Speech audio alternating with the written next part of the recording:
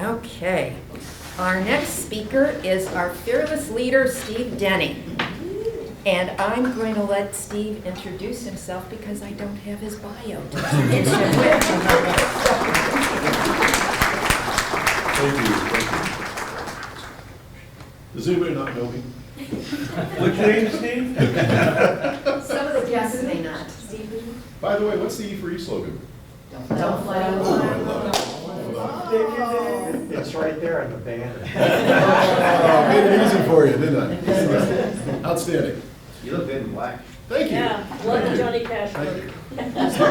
It's the silver on top that I want. Today we're going to talk about running your business with the end in mind. And does anybody in here have a cell phone? Oh, cool. You got it handy? All right, I want to ask you real quick to, hopefully, I apologize, I don't know why it's not working. I was going to show you something really special and cool too, now I feel bad. But we'll skip over that. I was with you last week and I kind of learned a new trick and I've got to figure out why it's not working, but we'll work on that separately. Okay, by a show of hands, who's in the startup phase or business has been open for a year or less? Okay, all right. What about business 1 to 5 years? Okay, and then 5 years or longer? All right, congratulations. You know, less than 50% of businesses make it 5 years or longer. So congratulations, first and foremost. Anybody 10 years or longer? Wow, awesome, fantastic. How many of you, particularly those that have been open a year or longer, think about leaving your business at some point in the future? You do? You do? Oh, yeah. Yeah? Yeah. Have you put any planning into that? Working on it. Working on I it? know a guy. You know a guy? Is planning the same thing as thought? Well, thought kind of precedes planning, right? Right? That's where I'm at. Thought precedes planning, right? How many of you feel like your business is unique? Has your business provided for your livelihood? Do you think of your business as a function of your retirement at some point in the future?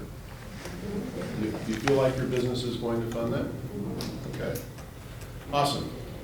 I'm going to share a couple of things with you at a short overview, and I want to first and foremost credit Ms. Karen Fox, who has shared with us so much about AI. I will tell you this whole presentation was done on AI. I wrote the outline, gave it to AI, gave it a couple of key points, hit go, and boom, it popped it up. So I'm always experimenting with AI thanks to our valued partner, Karen Fox, who's teaching us about this stuff. So, why start with the end in mind? Anybody have any thought about that? Yeah? If you don't know where you're going, any road will get you there. Exactly. Exactly. Right? Anybody have another thought about that? Mark? If you don't have a plan, what's the point? Right. You can't So- make a plan unless you have a clear. If you set a plan, will that direct your actions? No. Let's implement At it. least I think guiding. so, yeah. Okay. Yeah, absolutely. Yeah.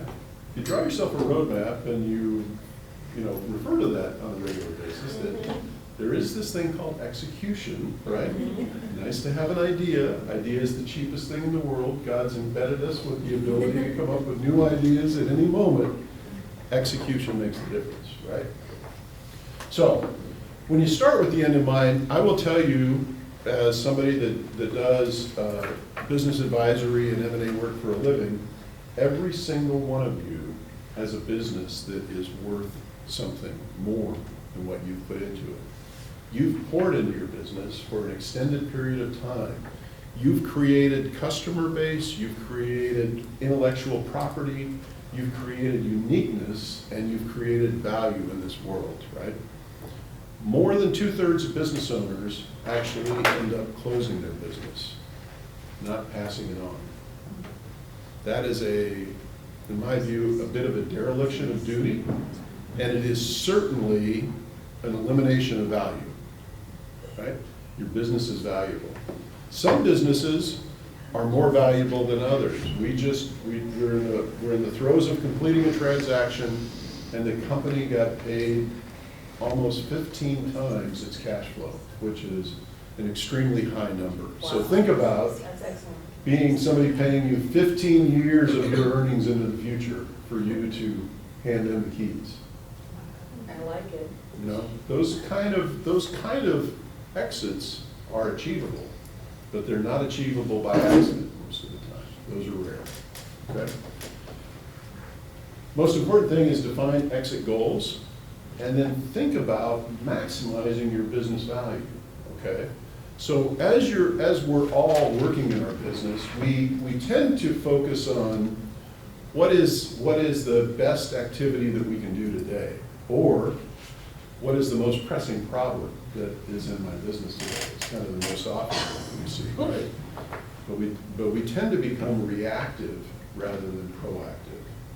And being proactive puts you in that point where you can achieve maximum business value in the future.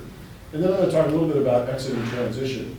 But I want to talk to you about, and this is kind of cool. AI came up with this dance analogy. I asked him to give me an analogy that this is. And as somebody who is very good at, side by side, I can do the slow dance. That's about it. Right? If you learn Nikki, we're going to hear from a professional dancer today. Right? That's a skill set that you learn over time, right? Think of exiting your business the same way. If you want to really generate the value that your business has in it and realize that value when you elect to retire or move on to a non-core career, I call it, this is one of the things you got to think about. And the reality is that 70% of business owners surveyed say they think about exit planning. I will tell you, in 20 plus years of doing this, I can count on one hand the business owners that I've met that have spent any meaningful time putting together a plan and really thinking about it seriously. It's an incredibly rare thing, and unfortunately what happens is you just tend to leave a tremendous amount of value on the table. Okay? Poor exit planning leads to business disasters, missed opportunities, and retirement dreams that never come true. Most of you said you're thinking that your business is going to have an impact on your retirement funding, right? Well, if you don't plan for that, you're most likely going to be disappointed. And we see that every day in our practice when we value businesses, people that come to us and say, I'm either ready to retire or I'm burned out, I don't think I can do another day, things of those natures. And when we value their business, almost without exception, the business is worth less than they think it is. Almost without exception. So, a lot of people, 73% surveyed, said they consider a transition. And believe it or not, in today's world, these are recent statistics, most business owners, about 50% of business owners expect to exit within the next 5 years. The news media calls this the silver tsunami, right? The silver tsunami, the largest wealth transfer in the history of the world is going to happen. I'm here to tell you I don't think it's going to happen. I think those that plan, it will happen for them. But most people do not plan. 100% of people need a clear destination, right? What do you think about as you think about moving on to the next thing? And from a planning perspective, optimally 5 to 10 years. I always tell people that come to us and they're thinking about retirement, right? I said, let's look at a 3 to 5 year period of time. If you really are intentional about this, you really want to focus on the last 3 to 5 years of your business ownership should be a complete change in your business strategy as a business owner. Okay? Steve? Yes. Sorry, can you repeat what's the 3 to 5 years? In the last 3 to 5 years of your business ownership, you need to completely change your strategy. Okay? You need to change your mindset, change your focus, change your business strategy, and accelerate into your exit. Right? What do most people do? Slow down. Slow down. Slow down. I call it the glider path.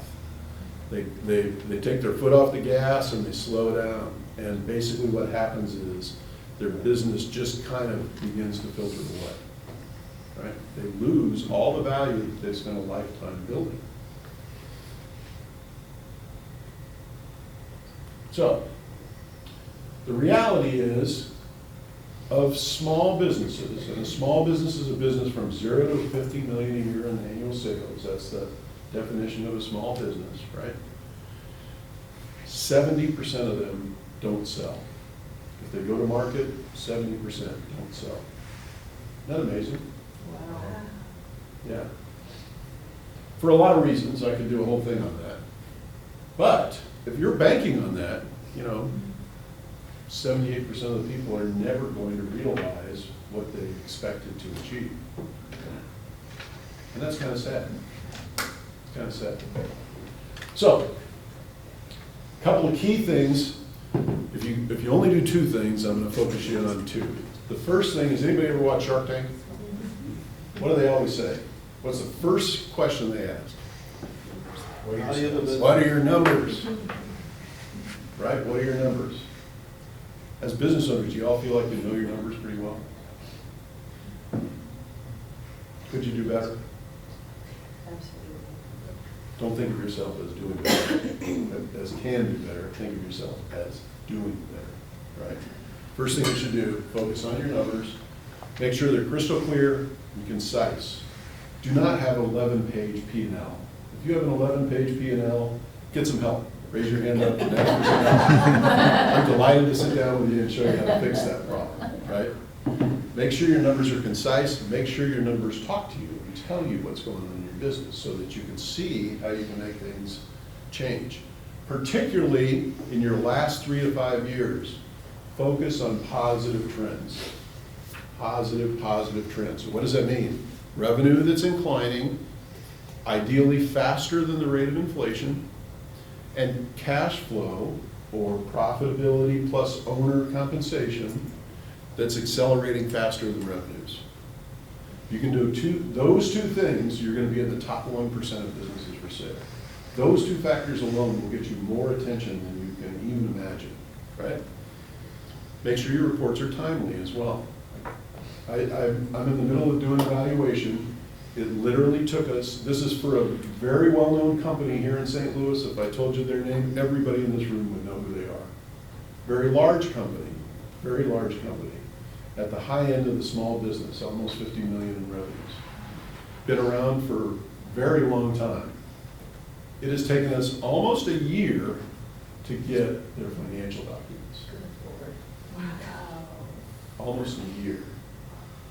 Yeah, it's astounding. You think you see him on the, you see him all over town, and you think, wow, that's got to be a very, very successful company. And Bill knows this. He's a trusted advisor on the back end. You see this all the time as well, right? Focus on that first. Secondly, build systems into your business. Every one of you, even if you're a sole proprietor, build systems into your business. If you make your business less dependent upon you, your business will become more valuable. Right? Diversify, build a rock solid group. Either that's a group of employees, a group of trusted advisors, a group of trusted subcontractors, a group of trusted partners, right?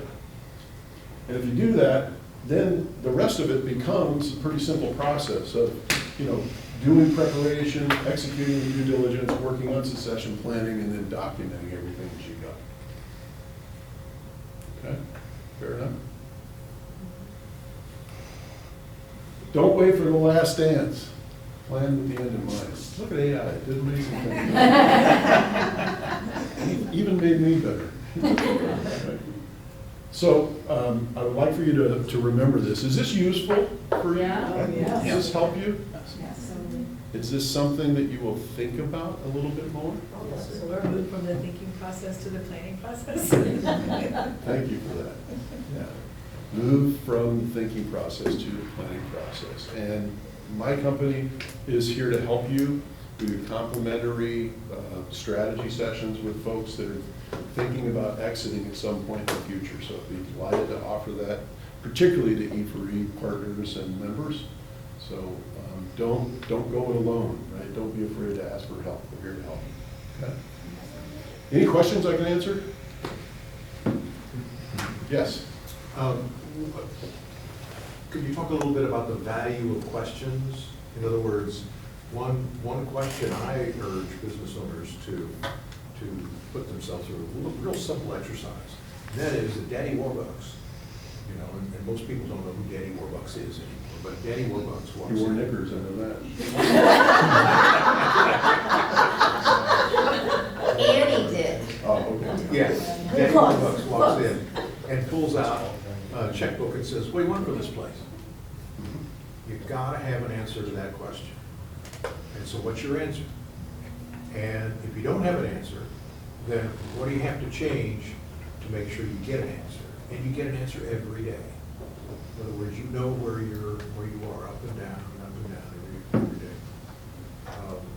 Apex Oil Company, years ago, used to, when they were doing commodities trading, every day they had, and these traders traded, you know, fuel oil and catalytic converter feed and light crude and heavy crude and all that stuff.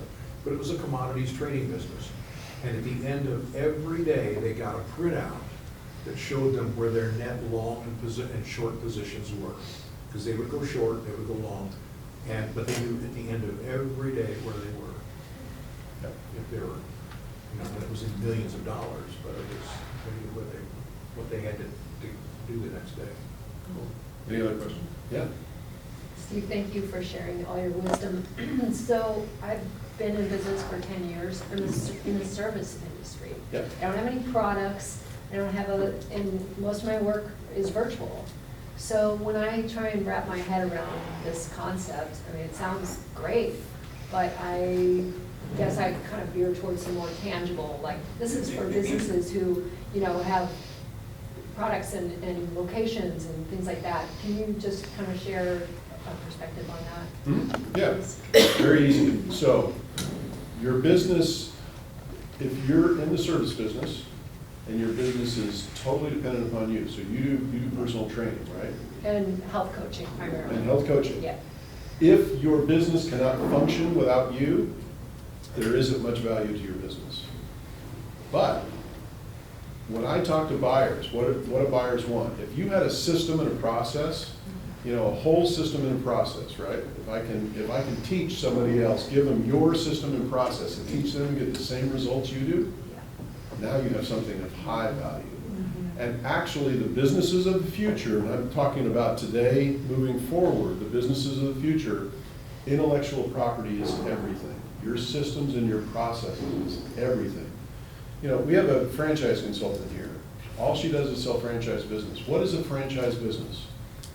A franchise business is somebody that has figured out a system and a process for a business. What do you do when you get up Monday at 9 o'clock? What's the first thing you do, right? So if you can systematize your business has value. Nobody wants physical locations in the future. Everybody endeavors to work from home or work virtually, right? Everybody's looking for a system that they can implement that will produce cash flow for them.